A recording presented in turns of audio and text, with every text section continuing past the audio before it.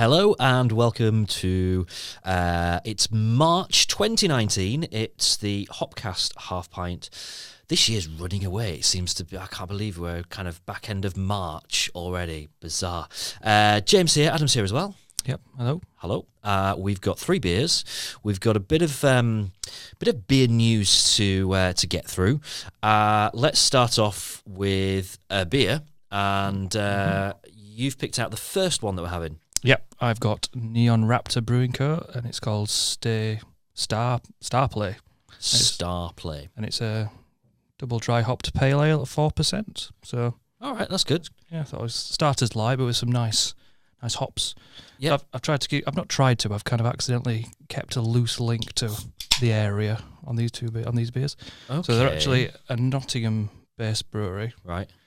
But one of the people who started it is actually from Waterpondern, where I'm from. Oh, okay. And where Sean lives. Yeah, that's pretty. That's local enough. Yeah, that's not bad. So Neon Rapture. Yeah, they've been over the last 12 months. I've heard a fair bit about them. Yeah, they started in 2015, home brewing, and then they entered a Brewdog homebrew competition and won that. And then thought, oh, okay, people quite like its beers. So I think they started doing some like Cuckoo Brewing, and then back end of last year, I think they started their own brewery. They've got a tap room in there as well. So nice branding. You can't really miss it. It's quite like the neon sign branding, Neon Raptor. Yeah, quite playful and. Yeah, I have seen quite a bit of their stuff recently, and everything that I've tried of theirs, and I think I bought a couple of cans, I've really liked. They seem to do a really good job of doing their beers. So this is it's got quite a thick, quite a nice gloopy look to it for a 4%er. Yeah, it's got an incredible smell. Smells like grapefruit juice. It's quite fruity in it. Let's see if there's got any really fruity. You're right. Full-bodied pale ale, low bitterness, hazy, juicy appearance, and beautiful aroma. The aroma really is beautiful. Yeah. So it uses. Oh wow. Yeah, so it uses mosaic hops and New Zealand Wahiti hops. Wahiti. It kind of smells like grapefruit juice. It kind of tastes a bit like grapefruit juice. I get a real amount of grapefruit hit from it. Yeah, you know, you get them kind of really fruit, like innocent smoothie kind of fruit one, but you got loads and loads of fruit, and it's got that kind of body to it. Not quite as gloopy as that, but that really like thick tasting. Oh, I love that. That's really nice. 4% though as well.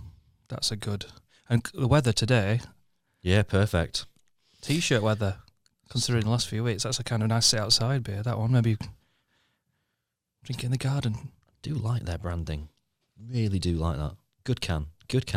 Yeah, have you had much of their other stuff? Because they've done a couple of. There was a New England style beer they did not long back, and I'm sure a couple. I have had some. Good. I can't put my finger on particular ones, but again, I think you don't see that much of it. So I've kind of had them. I think I've had them at Shakespeare a few times. Okay. I don't know if they did any takeovers. I think they might have had a takeover at some point, but like I said, they're not that far away, and obviously they've got links to the area. And, obviously they probably know people. And yeah, that's good. Let's reflect a little bit then on Sheffield Beer Week. What did you get up to? Did you get to much? Lost my memory after Indie Beer Feast temporarily. See, this is complete role reversal for this because anyone that is a regular listener to the Hopcast or any other podcast that I'm involved in, it will be quite used to me kind of saying that there's a point in anything that I do where I just lose my memory. And it doesn't even need to be, I don't need to be of like a ridiculous level of drunkenness. I just have this thing where my memory just stops. Yeah. Something inside my brain just goes, right, you don't need to know any of this, switches off. But you're always the one that be like, well, do you remember saying this? Yeah. And do you remember doing that? And you don't remember getting home. I remember everything about being there. I could probably tell you the percentages of all the beers I tried. I remember going after it finished out at the early session, and I went down to what's it called underneath the Picture House Social. Some weird reason decided to drink Aperol Spritz, 2 of those. Okay. Well, that's random. Yeah. Cost nearly 30 quid for 4 of them. And then I don't remember booking a taxi, getting in the house. But then once I'm in the house, I remember everything again from that point onwards. And same with my wife. it's just like this weird, like a time vortex. Yeah. Is it something to do with fresh air?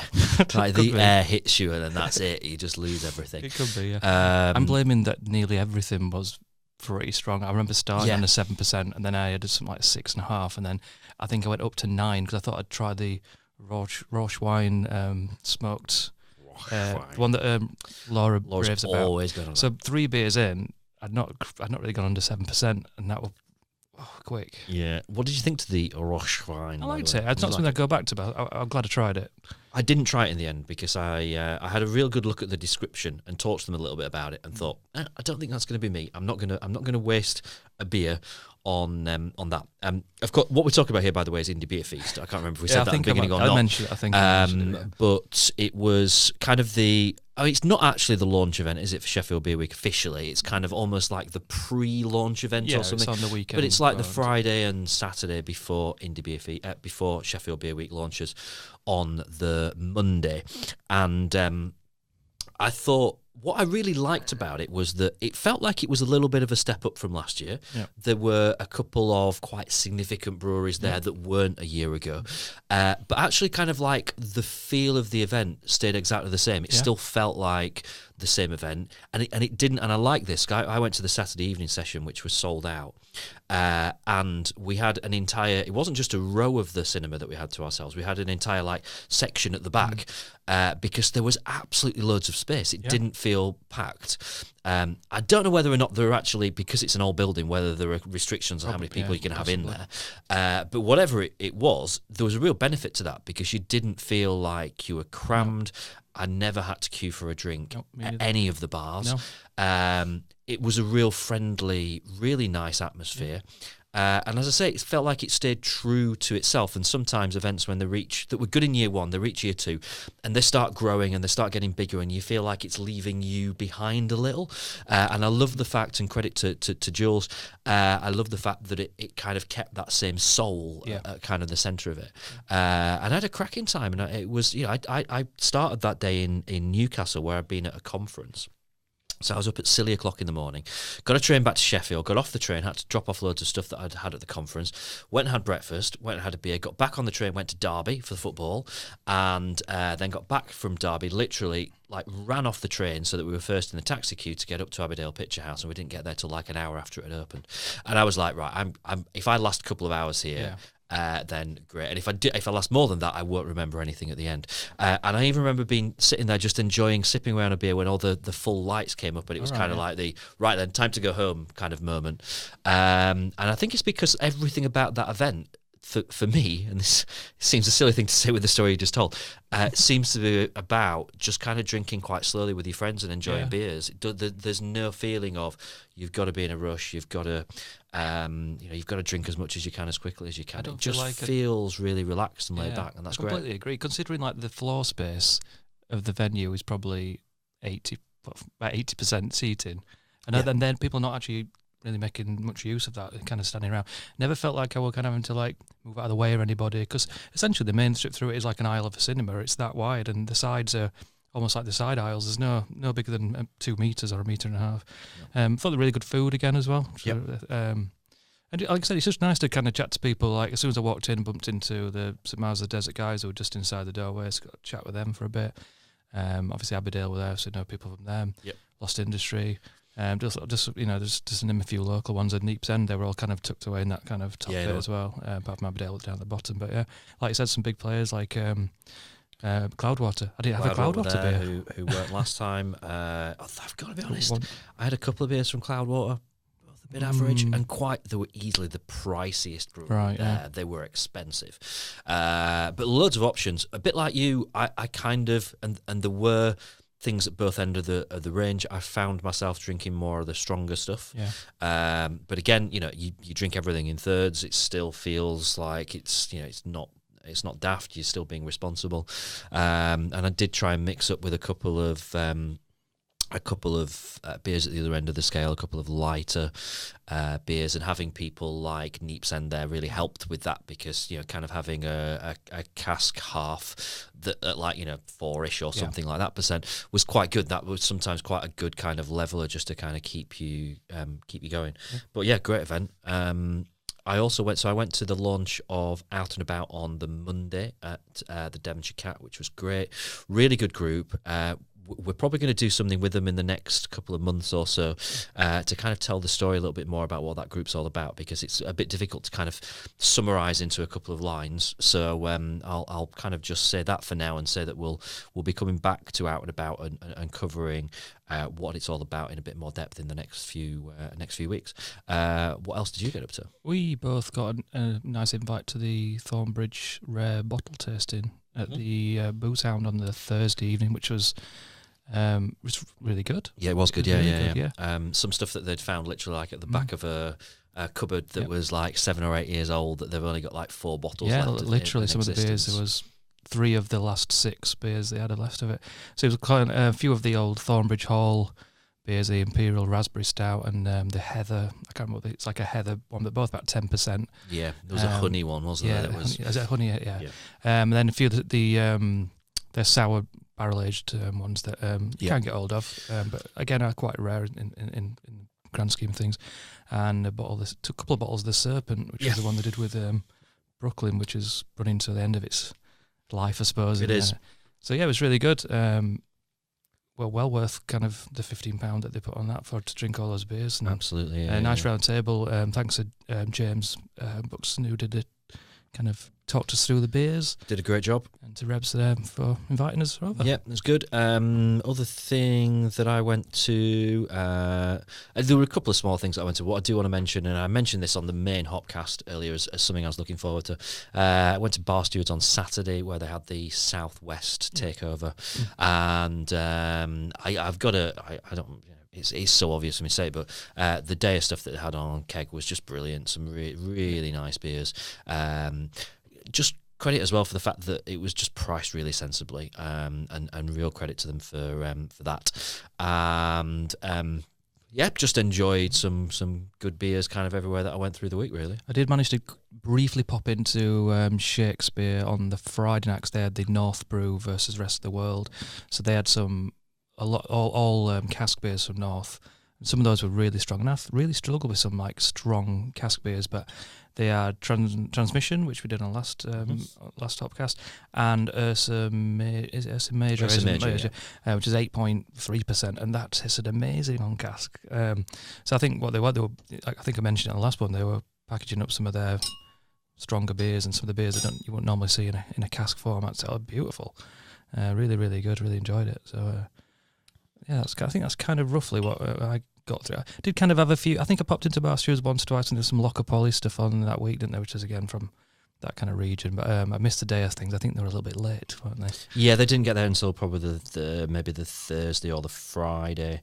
There was some left-handed giant stuff on, quite a bit of Verdant stuff on as well. Loads of stuff in the fridge that was really, really good. And just a great week had by all, really. I think all in all pretty good. Impressed with the Neon Raptor, especially for a 4% beer. Very nice. I think it handled it really, really well.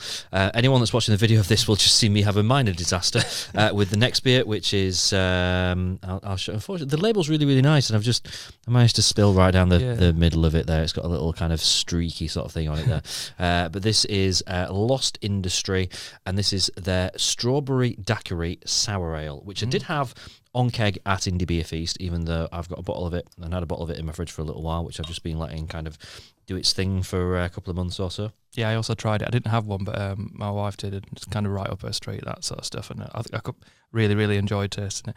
They've had a bit of a rebrand, haven't they? Lost Industry. They've had a complete rebrand, yeah. And they've gone, actually a little bit sensible, I think, in their branding. So got new little it's beautiful. Let me show that a little bit better on the camera if you're watching the video of this, because it's kind of like a little bit of a beach scene, which is kind of greyed out, and then it's just got the most amazing looking glass with just this like solid red liquid in it, which, I mean, obviously you think of Strawberry Daiquiri, you do think of it being quite striking. It's quite bold in its colour, isn't it, a Strawberry Daiquiri?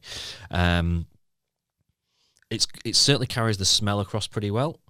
It does smell, you've got a real strawberry scent coming through. That made me smile. That it's got like I don't know. It's exactly what the Strawberry Daiquiri would have imagined to me. It kind of barely tastes alcoholic or a beer. It's almost a little bit cheeky in its taste, isn't it? It's quite good fun, that. Yeah. They do. I mean, we all know that Lost Industry.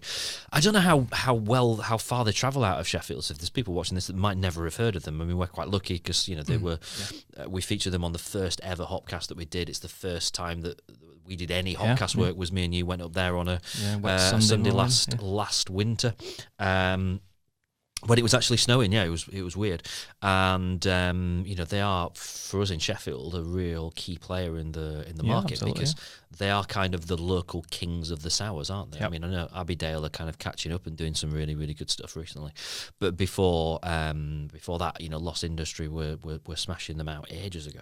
Yeah, they make some kind of really unusual sours as well. They don't just try and go. They try and they bend the rules a little bit. Yeah, they do. I'm doing like an Iron Brew influenced one. I think I mentioned that, and They do the forager one, or foraged, which is if you actually go all the way back to episode 1, you can kind of listen back to this. But this is where they literally just have a day where they just go out and just kind of pick berries and whatever they can find, like fruit and stuff like that.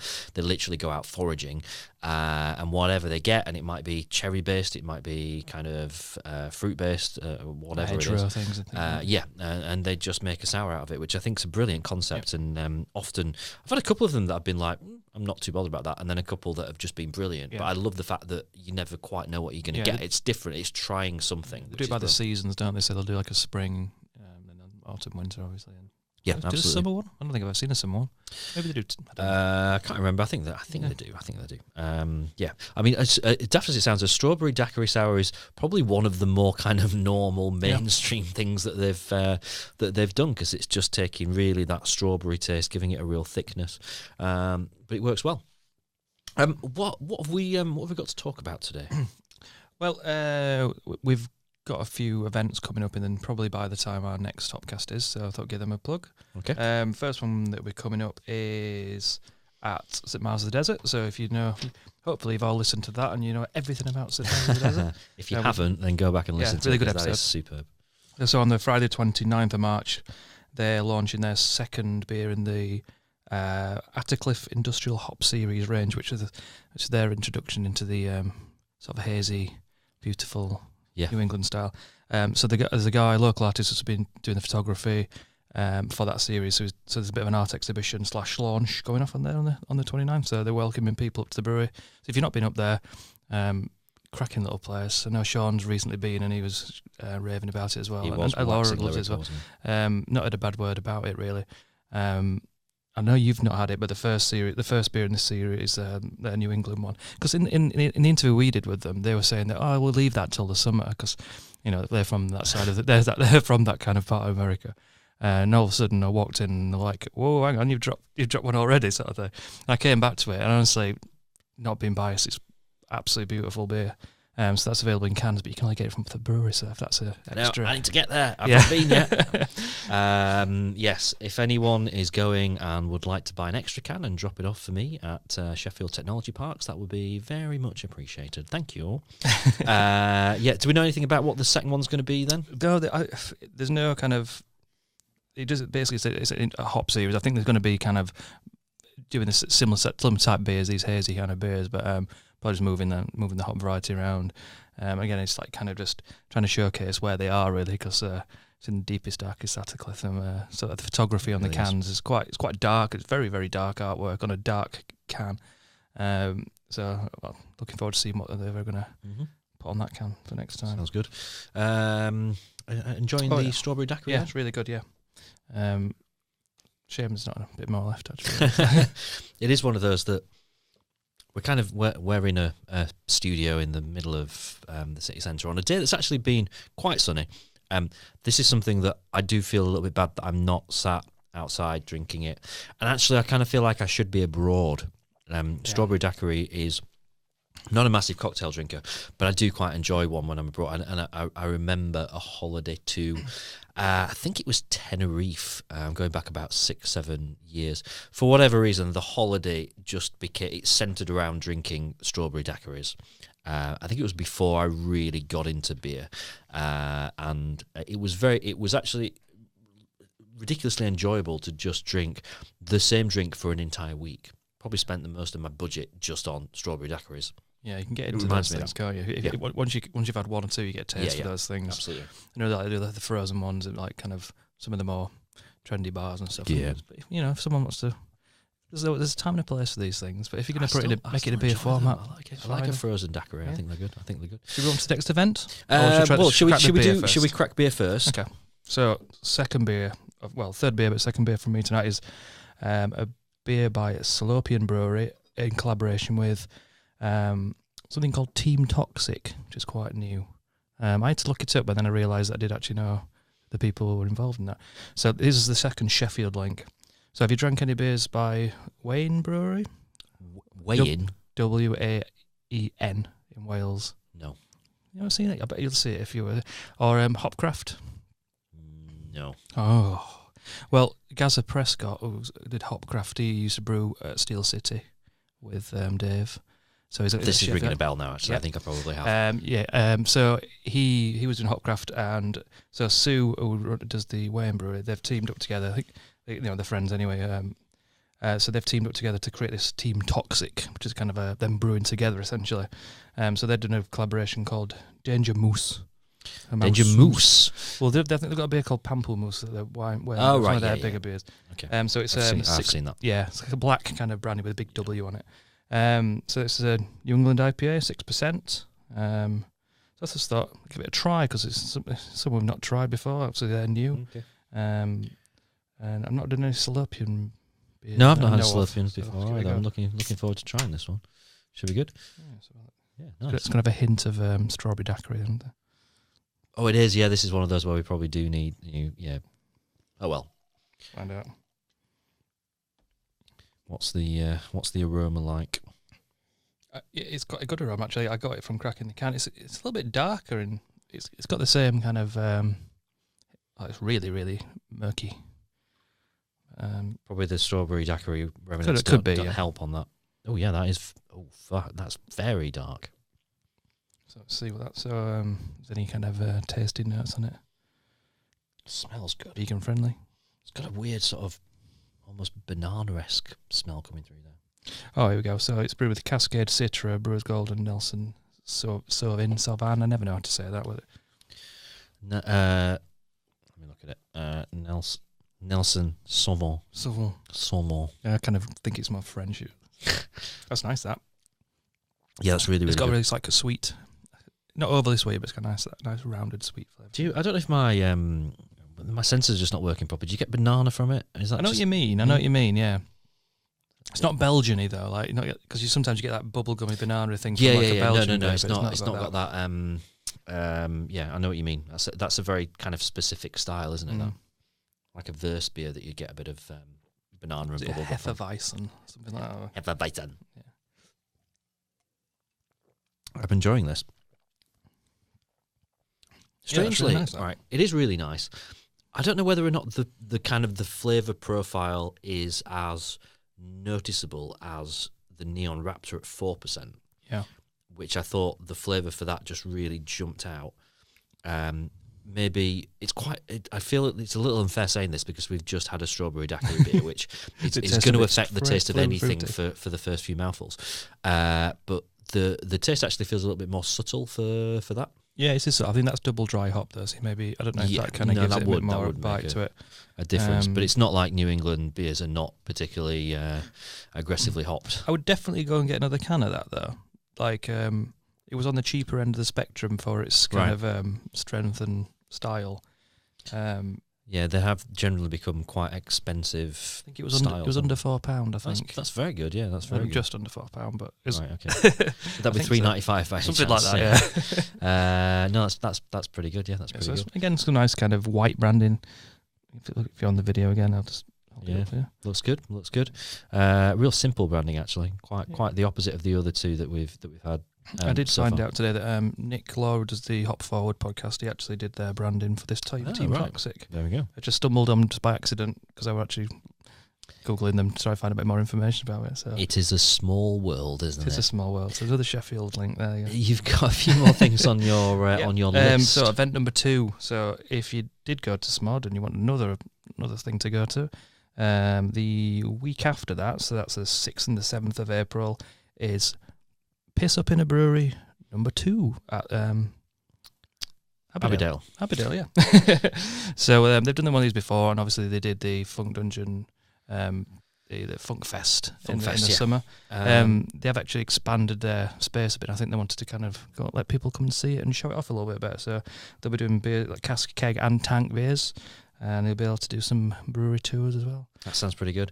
I like the fact that it's kind of the first opportunity to go and see what they've done there with the extra space that they've got, because we're quite fortunate that we hear quite a bit because of the fact that obviously we know Laura, we know Jim, so we kind of hear about what they've got going on there. But I've not seen it yet. In fact, I've never been there. I've not been to either of the other two events. I found it a really good use of space before.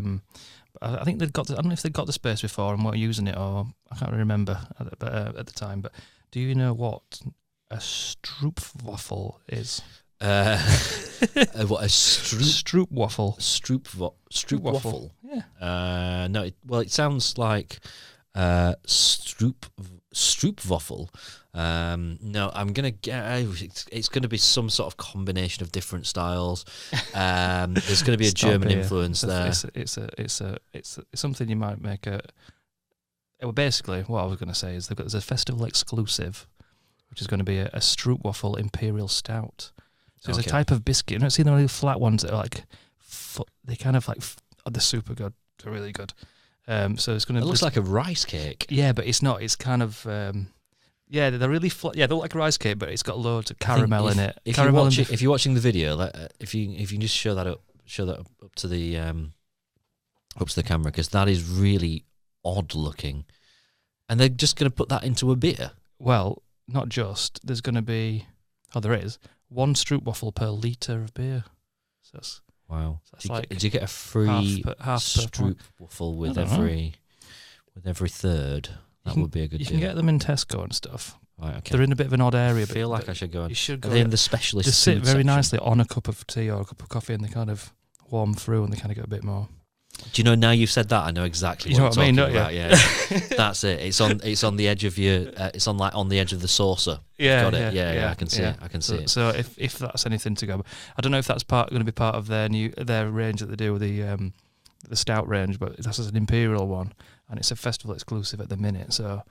You know, if you love your Stroopwafels, you like your beer. Sounds good. It's the only one place to go to get it. It should be a good event, actually. I'm looking forward to that one. As I say, for me, it's kind of my first kind of snooping around of Abbeydale. So looking forward to it. Final thoughts then on hang on, let me get the name. Salopian Brewery Team Toxic collaboration. I really like it. Yeah. Danger Moose. I'd love the name. It definitely wins best name for this episode.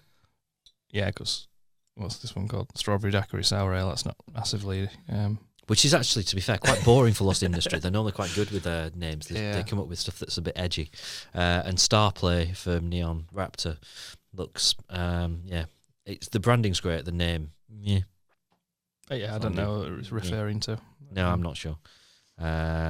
So yeah, it's definitely the winner for best beer title. But what do you think is the winner for best beer? I'm going to go for this one. I'm going to go for the Salopian one. Yeah. Only just though. We normally agree on this, don't we? I think I like them all for different reasons. To be honest, I think. All right, I'll let you think about that. All right, come back to it. Mine is going to be. I do know what you mean, because they are all good in their own way. And the Strawberry Daiquiri Sour is fantastic for what it is.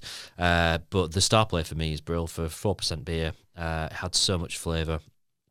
It was just everything that you would look for in that style of beer at that percentage. There isn't going to be anything better, and you could go around all the hype breweries. You're not going to find anything that's better than that at 4%. So that's my pick. I think. You can't really argue with that. I think I'm going to stick with this one. I'm going to stick with the Salopian and the Team Toxic one. It's a draw. We just had Lost Industry. We still love you. Oh yeah, it's absolutely beautiful. I just I can't really fault that either, to be fair. But I'd give them 1/3 of a point each. But that would mean that the Unwrapped would win with 1 1/3 votes out of. Well, unless I also said, I'll give them all 1/3 of it. If we're going to start doing that, then I'd probably distribute points more or less equally as well. Well, go get all three. You can probably get them for about 10 or something. Yeah, you probably can. They're good beers. Sausage is always very good value for money as well. Good stuff. So we'll be back in a couple of weeks with the next Hopcast. We might have something a little bit like that Strawberry Daiquiri. Well, we talked about it at length at the end of the last episode, despite my best attempts to get people to shut their fuck up. If you've not listened to the back end of the last episode, don't bother, because it's really boring, because it's just people repeating the same stuff over and over again. But yeah, we're going to Laura's house and she's making beer cocktails. That's what we're doing. It's a bit different. It might be great, it might be terrible, but we'll have a go and we'll see what happens. We trust you, Laura. Yeah, we'll be back with beer cocktails in a couple of weeks' time. Yeah. We'll see you then. See you later.